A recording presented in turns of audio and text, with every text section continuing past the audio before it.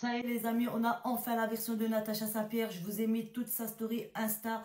Là, en 9 minutes, rapide, top chrono, sans coupure. Écoutez, on laisse la parole à Natacha. On en discute juste après. Cette histoire, elle aurait dû rester en famille. Elle aurait dû rester dans la famille Danse avec les stars.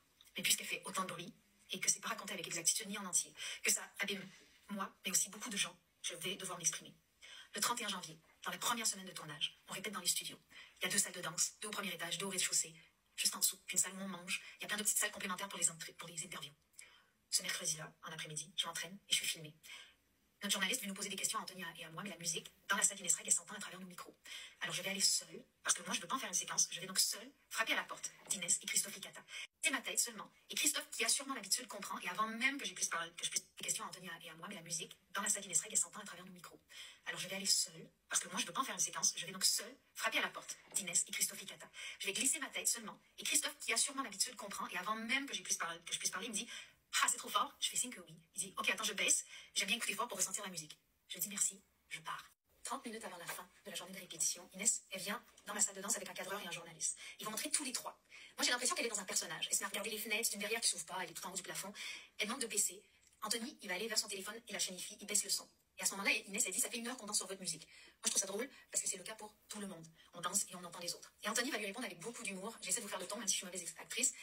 Ça vous fera pas de mal de danser sur notre musique.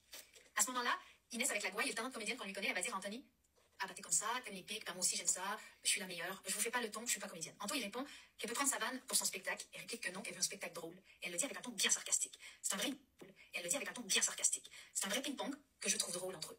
Je me dis même, elle a bien mouché Anthony. Anthony aussi, il la trouve drôle. Et elle se tourne vers moi, elle me dit, alors que j'ai pas encore parlé: non mais toi t'es toute douce, toute gentille. Puis elle va reprendre sa joute avec Anthony. Je me souviens même, elle dit: c'est une excellente comédienne. Je me dis, moi je suis ici depuis quelques jours seulement, les premiers primes vont avoir lieu, là, dans 9 jours. Je dois jouer le jeu et donner des moments en coulisses aux caméras. Alors je prends un personnage à l'opposé de ma personnalité. Je rentre dans ce personnage et je dis: je suis peut-être douce et gentille, mais si tu es méchante avec mes amis, je peux l'être aussi.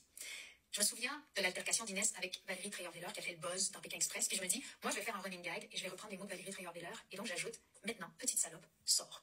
Je la raccompagne jusqu'à la porte et je lui fais même un bisou sur la main parce que j'imagine qu'on vient faire une séquence drôle. Et quand je reviens dans la salle de danse, je dis à Anthony: elle est cool Inès, elle a du second degré, on peut blaguer avec elle. Puis on recommence à danser. Christophe Licata, il va venir nous voir pas longtemps après. Il nous dit: les insultes, je cautionne pas, c'est pas possible. On sent qu'il est en colère. On se regarde étonné avec Anthony, on comprend pas trop parce qu'on se dit: ils font la suite de la blague peut-être pour avoir le dernier mot, ils veulent nous faire croire qu'ils y ont cru.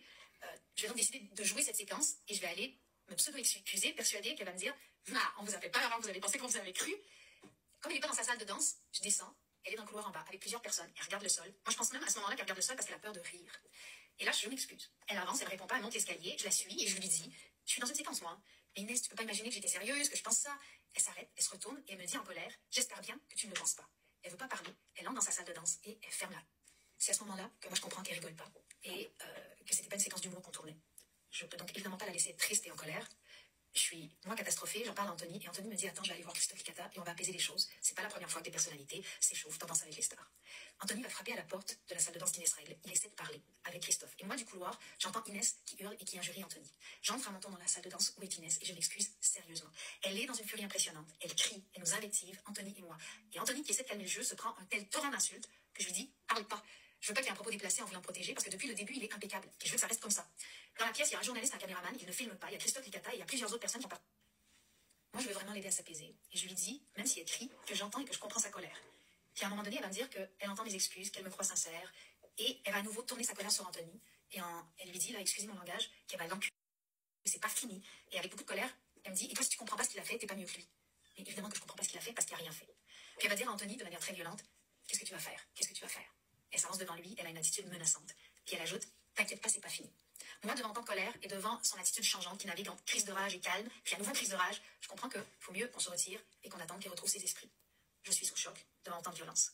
Elle va même dire à un autre danseur ce jour-là de nous transmettre le message que ça va pas s'arrêter là et qu'il peut ni mort. Je suis dans la salle de danse juste après ça. Il y a le caméraman qui était présent, le journaliste, un régisseur, Anthony, et je fonds en larmes. Il est entre 19h30 et 20h. Je suis triste de l'avoir blessé, j'ai peur, je tremble. Je vais me ressaisir pour appeler ma manageuse et tout lui raconter. Elle, ma manageuse, appelle la production qui lui dit qu'Inès a accepté mes excuses, qu'elle n'est pas en colère contre moi mais contre Anthony. Je comprends pas trop, mais ça me rassure tout de même un peu. Le lendemain, donc le jeudi, on répète avec Anthony, on est persuadé que tout va se calmer. Mais le jeudi soir, j'ai quelqu'un de la production qui me dit qu'Inès n'est pas allée s'entraîner, qu'elle est en colère, parce que personne n'a pris de ses nouvelles avant 17h. Pour la calmer, la production va me demander de faire un message d'excuse. J'en écris un avec sincérité.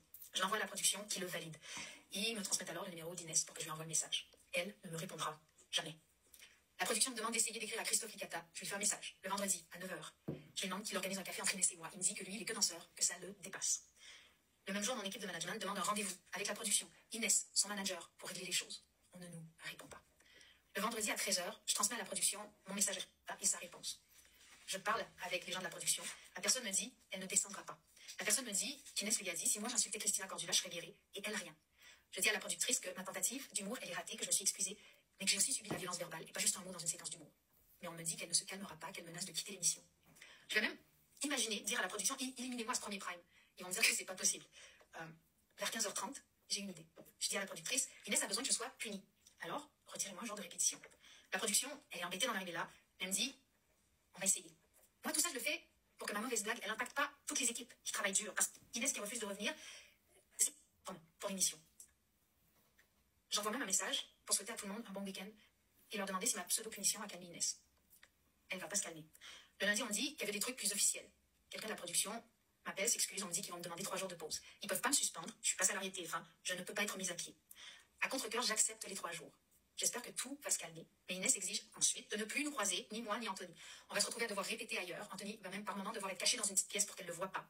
Et le mardi 6 février, je propose à la production de recroiser Inès le jeudi 8 pendant les répétitions générales pour éviter un éclat de colère pendant le tournage du 9. On me dit que non, qu'elle est trop en colère, que je dois éviter de la croiser et que je ne dois pas lui parler.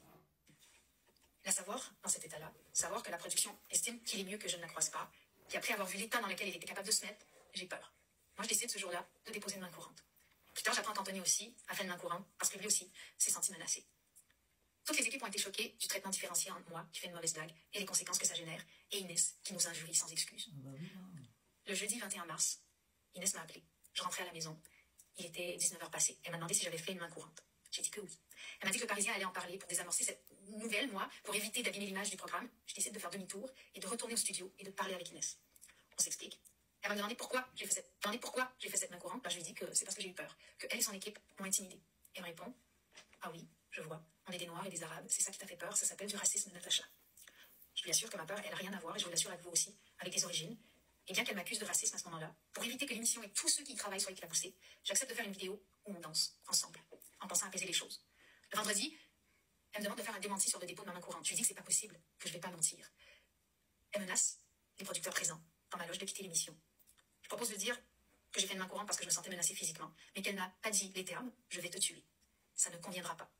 Malgré tout, pendant l'émission, elle va se montrer gentille, et elle adresse la parole à Anthony pour la première fois depuis des semaines. Je pense donc que toute la poussière va retomber et que c'est réglé. Mais ce matin, j'ai vu ses stories. J'ai été extrêmement blessée, choquée, parce qu'elle prétend être une victime en omettant tout un pan de l'histoire. J'ai le sentiment qu'elle insinue que je serais raciste, ce qui ne correspond absolument pas à mes valeurs. J'ai un petit garçon à qui je tente d'inculquer des valeurs de fraternité, d'ouverture, de compassion, de bienveillance. Et voilà. Voilà, c'est la désolante et complète histoire. Mais ce que je regrette, c'est qu'on n'ait pas pu se retrouver toutes les deux autour d'un café, comme je l'ai voulu, pour s'expliquer, parce que je suis certaine qu'il s'agit juste d'une totale incompréhension entre nous deux.